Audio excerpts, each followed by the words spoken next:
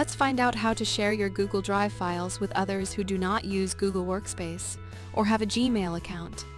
With this method, users can easily collaborate and share important files and folders with anyone, regardless of their email.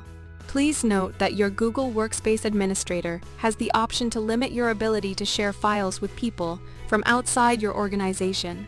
Also, visitors get access for 7 days after verifying their email address. If they need to cooperate for a longer period of time, they can use the link from the initial sharing email to verify their identity again. Step 1. Open Google Drive on a computer or use the mobile app.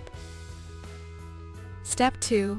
Open the file you want to share and click the Share button from the top right corner. Step 3. Enter the email address you want to share the file with. Step 4. Use the drop-down menu to choose the visitor's role. Pick between viewer, commenter, or editor. Step 5.